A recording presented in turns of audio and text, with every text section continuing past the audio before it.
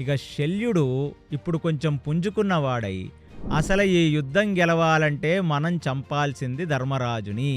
కాబట్టి నేను ఈ ధర్మరాజుతో యుద్ధం చేస్తానని శల్యుడు ఇక ధర్మరాజు వైపుకి ఎన్నో బాణాలు వేసి ధర్మరాజుకి శల్యుడికి ఒక ద్వంద్వ యుద్ధం మొదలైంది.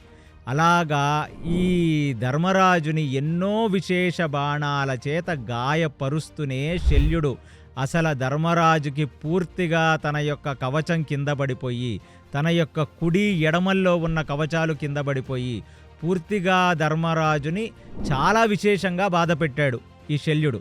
ఇక ఆ శల్యుణ్ణి నిగ్రహించలేక ఇప్పుడు ఒక విశేషమైన బళ్ళాన్ని తీశాడు. ఆ బళ్ళాన్ని తీసి ఆ బళ్ళాన్ని మంత్రించి, అంటే ఆ బళ్ళెం యొక్క గొప్పతనం ఏమిటంటే అది రకరకాల ప్లేసుల్లో రకరకాల పేర్లు వాడారు. దాన్ని శక్తాయుధం అని ఆంధ్ర మహాభారతంలో చెప్తున్నారు. కొన్ని మహాభారతాల్లో దాని పేరు కాల ఆయుధం అని చెప్తున్నారు. అంటే అది సాక్షాత్తు ఆ శివుడు కాళికామాతకు ఇచ్చిన ఒకానొక బళ్ళెం.